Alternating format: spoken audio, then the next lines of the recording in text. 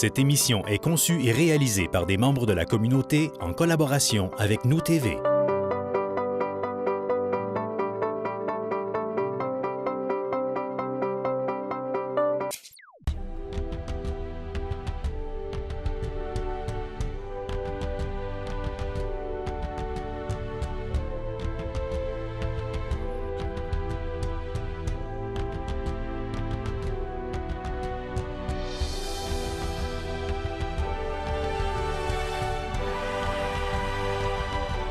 Bienvenue à l'émission « Il était une fois ». Bonjour Silvio. Bonjour Régent. Régent, ça fait longtemps que tu lis la Bible? Plus de 40 ans maintenant. Wow, hein, c'est vrai. Tu as remarqué qu'il y a des noms bizarres dans la Bible, hein? Et je dis que c'est un exercice de prononciation et de diction à certains endroits de la Oui, Bible. c'est ça. Des fois, on ne comprend pas trop, on ne pourrait pas les répéter, mais il y en a un qui est un nom qui me frappe, c'est Corneille. C'est un beau prénom, Corneille, hein? Oui, mais c'est pas populaire aujourd'hui, hein? On connaît un chanteur du nom de Corneille, mais ce Corneille de la Bible se trouve dans Actes chapitre 10. Et je vous lis les 2 premiers versets de ce chapitre. Écoutez attentivement. Il y avait à Césarée un homme nommé Corneille, centenier dans la cohorte dite italienne. Cet homme était pieux et craignant Dieu. Avec toute sa maison, il faisait beaucoup de monde au peuple et priait Dieu continuellement. Ce qui est intéressant, c'est que après avoir raconté toute l'histoire qui est arrivée avec Pierre, au chapitre 10, au chapitre 11, on voit Pierre qui lui-même va raconter ce qui s'est passé et il dit ceci au sujet de Corneille. Il dit, cet homme nous raconta comment il avait vu dans sa maison l'ange se présentant à lui et disant, envoie quelqu'un à Joppé et fais venir Simon, surnommé Pierre, qui te dira des choses par lesquelles tu seras sauvé, toi et toute ta maison. Alors cet homme-là était bon, il était religieux, il priait, il donnait son argent, il était généreux, mais il avait besoin d'être sauvé.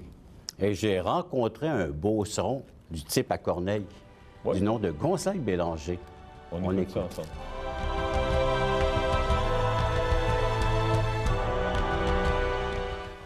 Monsieur Bélanger, merci d'être là et d'avoir accepté l'invitation de venir à l'émission. Il était une fois. Monsieur Bélanger, vous avez été professeur de carrière?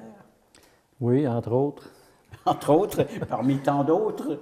Non, j'ai été 35 ans dans le domaine de l'éducation et je travaillais avec des élèves déficients mentaux. Là, ça fait que ça a été toute ma vie consacrée à une clientèle spécialisée. Là.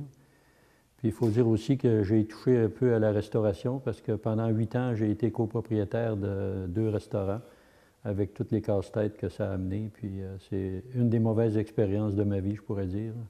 Maintenant, à la retraite. À la retraite depuis 18 ans. Et comment on comble notre retraite? Je pense que j'ai pas assez de temps pour faire tout ce que j'aurais à faire. Là, et la vie est comme ça. Hein. Il y a les petits-enfants, puis toutes sortes d'activités. Donc la famille? La famille, puis tous les gens qui sont dans le besoin. En tout cas, je m'implique beaucoup au niveau de la communauté. Parce que vous avez cette sensibilité-là, vous, face à la communauté, aux besoins des gens. C'est ça. C'est suite à ce que... C'est un don, je pourrais dire, que Dieu m'a mis à cœur, là, une sensibilité aux besoins des autres.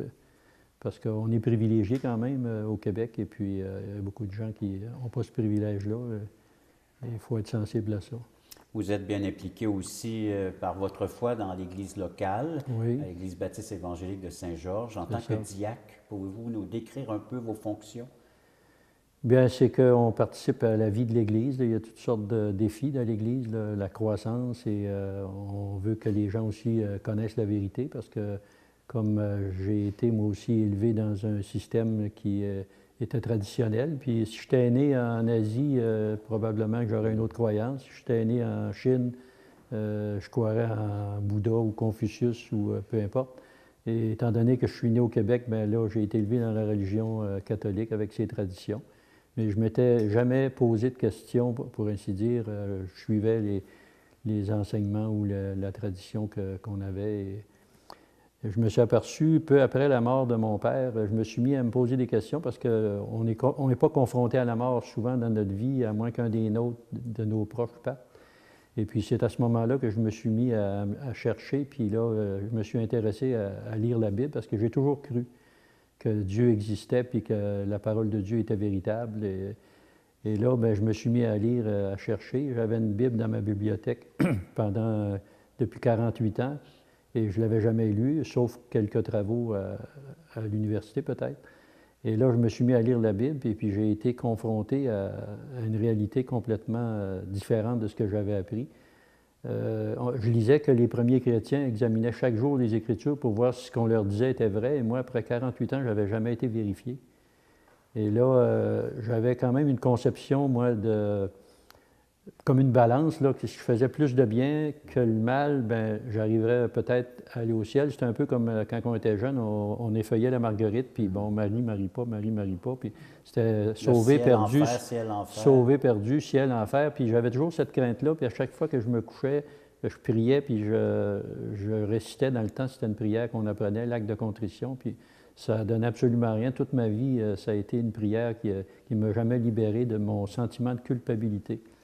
Parce qu'en lisant la Bible, je me suis rendu compte que Dieu était un être saint, 3 fois saint, et qu'il n'y a personne qui peut arriver à ses standards ou à ses, je pourrais dire, observer ses commandements, comme le premier commandement qui dit « Tu aimeras le Seigneur ton Dieu de tout ton cœur, toute ton âme, toute ta force, toute ta pensée ».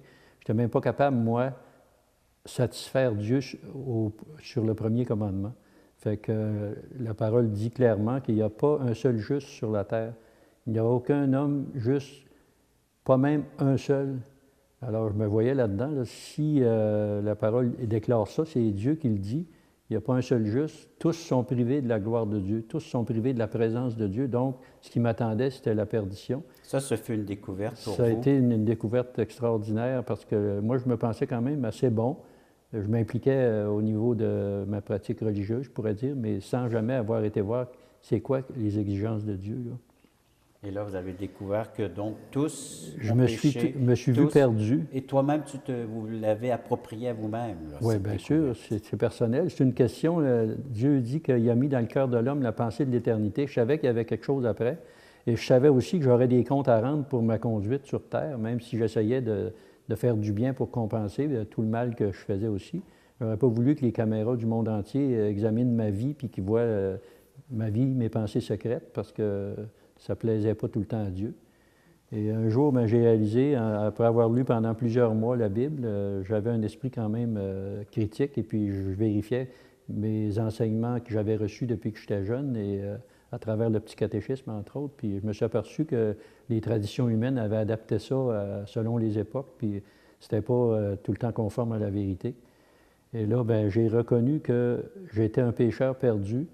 Puis la parole de Dieu nous dit que Jésus il est venu exprès pour subir la condamnation que moi je méritais. Il a été envoyé par Dieu pour ça. Il y a un verset qui m'a touché plus particulièrement, c'est Jean 5, 24.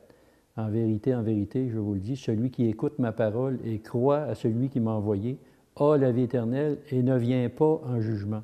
C'est rempli d'assurance, de certitude, ce texte. Puis il dit, il est passé de la mort à la vie. J'étais mort spirituellement, condamné à être séparé de Dieu à cause de mes péchés. Et lorsque on met notre foi en Jésus-Christ qui a été à la croix subir ma propre condamnation, alors j'ai reconnu que c'était moi qui étais coupable, puis lui était innocent, et il a accepté de venir payer pour moi.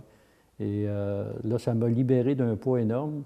Jésus, même quand il est venu sur la terre, il disait à qui voulait l'entendre, il l'a répété à plusieurs reprises, « Repentez-vous et convertissez-vous, sinon vous périrez tous. » Alors, j'étais inclus là-dedans, moi, le tous, là. Et la conversion, c'était un changement d'attitude, un changement de pensée. Je me fiais sur mes propres efforts pour espérer aller au ciel un jour, mais sans jamais avoir aucune assurance. Donc, ce qui a mis du poids dans votre balance pour le côté ciel, c'est le sacrifice de Jésus. C'est ça, parce que lui, il a accompli un sacrifice parfait qui n'a pas à être renouvelé. Moi, j'ai assisté à la messe plusieurs fois dans ma vie. Ça ne pouvait pas améliorer ma condition, puis ça ne pouvait pas m'ouvrir une porte pour aller au ciel. Et c'est lorsque j'ai reconnu que Jésus-Christ avait tout accompli. C'est ses dernières paroles aussi avant de mourir. Il a dit « Tout est accompli ». Alors, il avait payé ce que moi je méritais. C'est lui qui l'a subi à ma place. Puis en retour, il m'a donné sa justice à lui. C'est comme si on a échangé notre dossier. J'avais un dossier criminel. C'est moi le coupable. Mais lui, en tant qu'innocent, il a pris ma condamnation puis il l'a payé. Puis vous avez un dossier déclaré juste maintenant devant Puis Dieu. dans la parole de Dieu, dans l'Épître aux Romains, il est écrit il n'y a plus maintenant aucune condamnation pour ceux qui sont en Jésus-Christ. Fait que ça m'a libéré d'un poids énorme parce que toutes mes années que j'étais dans l'ignorance de ces choses-là, bien, j'avais un fardeau que je savais que j'étais coupable, mais je n'avais aucune réponse à mes questions. Puis maintenant, bien, ça m'a libéré, là.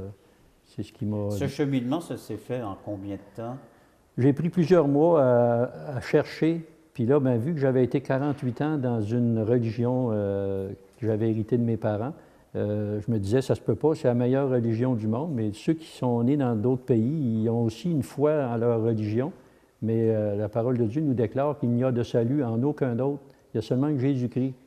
Parce que quand Jésus il dit « Efforcez-vous d'entrer par la porte étroite, car large est la porte, spacieux le chemin qui mène à la perdition, puis il y en a beaucoup qui entrent par là. » Mais il dit aussi « Étroit et resserré le chemin qui mène à la vie, il parle de la vie éternelle, et peu nombreux sont ceux qui le trouvent. » Puis Jésus-Christ lui-même l'a déclaré aussi, il dit « Je suis le chemin. » Alors, ce n'est pas une religion, le chemin, c'est une personne. C'est le Fils de Dieu qui est venu se sacrifier pour moi. Et par votre intervention aujourd'hui, par l'intermédiaire de la télé, vous voulez que les gens soient encouragés à emprunter ce chemin étroit Oui, c'est une qui recherche. mène à la vie. C'est une recherche personnelle parce que le salut de notre âme, c'est ce qu'il y a de plus précieux. Hein. Le Seigneur, il dit, je ne me souviens pas du passage exactement, là, mais que sert à l'homme de gagner l'univers s'il perd son âme?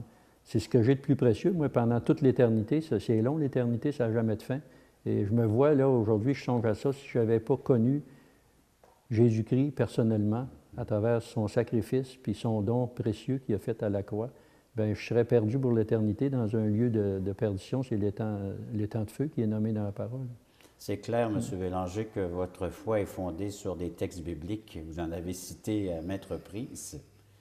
Donc, une foi solide, ancrée là où il faut qu'elle soit, dans la parole de Dieu. Sur le fondement solide, comme la parole dit, hein, si on construit sur un fondement solide, mais ça va résister, mais autrement, c'est des croyances vaines.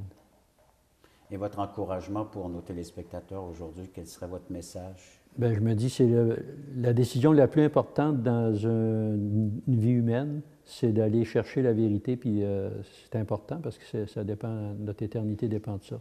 Et cette vérité, vous l'avez trouvée dans un livre? Dans la parole de Dieu, puis on peut vérifier, il y a des prophéties, des centaines de prophéties qui sont réalisées à la lettre, et Dieu ne peut pas mentir.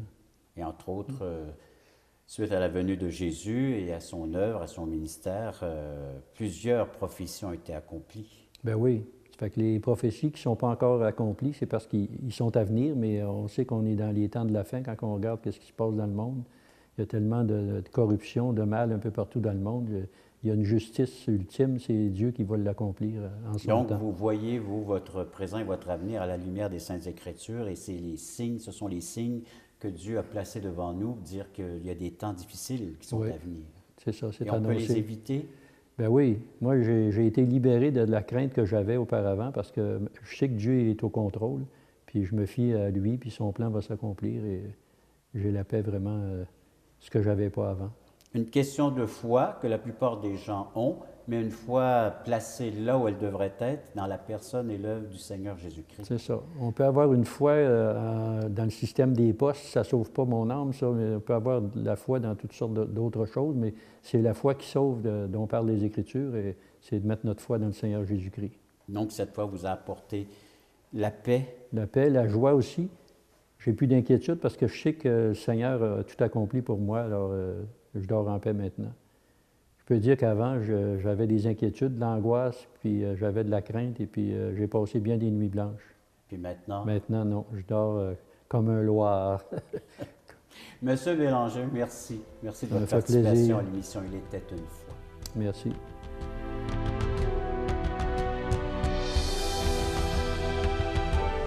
Gonzaille Bélanger, un homme de la trempe à Corneille, puis il y a combien d'autres ici dans la Beauce vivent exactement comme ces hommes. Ils sont bons, ils font de bonnes œuvres, mais écoutez attentivement ce que Dieu a à nous dire et à vous dire, entre autres, c'est Éphésiens chapitre 2, verset 8, « Car c'est par la grâce que vous êtes sauvés, par le moyen de la foi, et cela ne vient pas de vous, c'est le don de Dieu. » Et le verset 9, « Ce n'est point par les œuvres, afin que personne ne se glorifie. » Donc, l'obtention de l'assurance d'être en présence de Dieu éternellement, c'est un don gratuit, c'est un cadeau de Dieu. On ne peut pas se mériter ni le gagner. Il faut juste le recevoir comme étant, comme il se présente à nous, un cadeau. Oui. Puis parlant de cadeaux, nous autres, on a un cadeau à vous faire. On a un livre qu'on aimerait vous donner. Ça s'appelle Par ce nom. Et c'est un livre qui va survoler un petit peu qu'est-ce que les Écritures enseignent, est-ce qu'on peut se fier à la Bible et ainsi de suite. Donc, si vous nous contactez, ça nous fera plaisir de vous donner ce beau livre-là. Donc, vous pouvez nous contacter soit en visitant notre site web biblebose.ca ou en téléphonant au 88-228-6122 où vous pourrez laisser un message et on va vous recontacter pour vous donner ce beau livre. Et nous tenons à préciser qu'il n'y a pas d'attrape, c'est gratuit tout cela, et puis ça nous fait plaisir de pouvoir donner, comme ces personnages qu'on a vus aujourd'hui, qui sont prêts à être généreux, et nous aussi, nous voulons être de cette trempe-là, d'être généreux, comme notre grand Dieu, qui est prêt à donner aussi tout ce qu'il possède. Donc, à vous d'en profiter de ce service, et on tient à vous remercier d'avoir été à l'écoute de cette autre émission. Il était une fois.